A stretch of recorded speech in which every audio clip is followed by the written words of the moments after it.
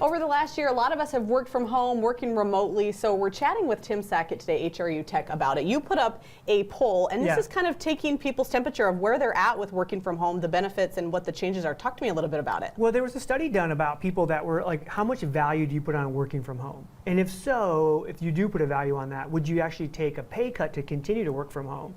And that was the basis of this. Now, when I put it up on LinkedIn, people lost their minds. Yeah, you had over 600 comments. Oh, and there's like over like a quarter of a million people like viewed this and shared this, and it went viral. And partly it was, I think most people were like, heck no, if I'm working from home, you should pay me more because I don't take up an office space. I'm using my own home to like actually do business and things of that sort. But the reality is the actual poll itself was about what kind of value do you place? And I think when we started digging into the data there, people were putting anywhere from 5, 10, 20% potential pay cut to say, hey, this is how much I value working from home. And if you think about the time savings, the commute, the wear and tear we put on our cars, all of that, there's value to that. And I think employees sometimes lose that.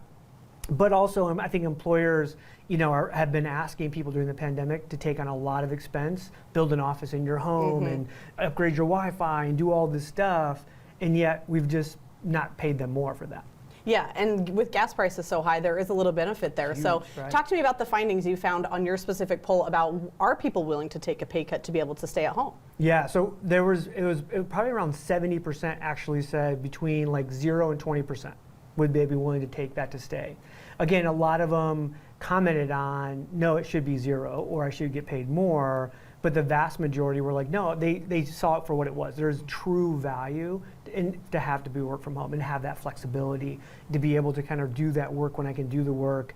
And also, the other day I was on like a Zoom call and I'm at home and I have it on my earpods and like I can literally, walk around my house, get a fresh cup of coffee, change laundry, do all kinds of stuff, which if I was at the office, I couldn't do. So there's definitely value there personally. Yeah, doing some stuff at home, and then even if you have a family, being able to be around them on short little breaks that you might have throughout your day. Yeah. All right, talk to me about, I know some people would get, hired for a job in a very expensive state, say it's California, New York, something like that. Yeah. And then they're like, all right, I'm making this income, but if it's remote, I can live wherever. Talk to me a little bit about that. Yeah, the internet lost its mind again this week with Google's announcement that we're going to go back to paying market rates. And people were like, wait a minute, like I was hired in San Francisco, but then I moved back to Lansing, during the pandemic, and I got this great house for next to nothing compared to San Francisco. And Google's like, hey, you're paying you $150 to work in San Francisco. We're only going to pay you $100 to work in Lansing, right? Idiot. And they're just kind of like, people, you can like, you're like, wait a minute, I should be paid to do the job that I was hired for. Yeah. If I'm doing that job and this person's doing that job, no matter where in the country, we should be paid the same. But that's just not reality. It's not how it works. If I originally hired you to work in San Francisco, I'm hiring you and paying you to do a job in San Francisco, which is super expensive to live, or New York, or wherever that might be.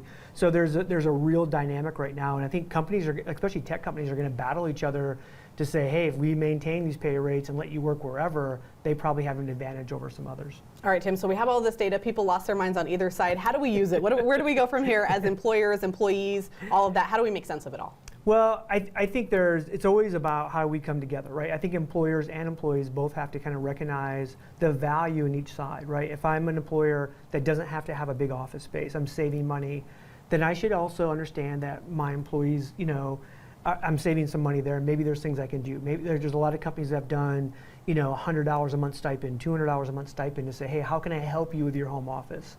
At the same time, I think employees have to understand if I am going to live in a really inexpensive place, then I'm probably going to get a pay cut, right? There's probably going to be some market rates that are involved, and just some understanding both ways. But at the same time, on the employee side, there's so much value in being able to work from home and having that flexibility, not having to commute, not having to pay $3, $4 a gallon for gas. So I think it's just an understanding on both sides. All right, all great information. Who do I talk to be able to work from home myself? Yeah, right? It sounds great. Your boss. Yeah, you're right. All right, if people want to see your survey, where do they find you on LinkedIn if they want to check out the comments for themselves? You can just Tim Sackett on LinkedIn, so you can. It's pretty easy to find. So it's me or Truck Driver Chaplain, and I'm not the same guy. It would be awesome if I was. Okay, so, yeah. And I saw your bio said not a life coach, so you got the disclaimer in there. I'm not a life coach. Okay, Yeah. well you're giving us some life coaching here today on Studio 10, so thank you for your time. Thank you. All right, stick around, more of Studio 10 after the break.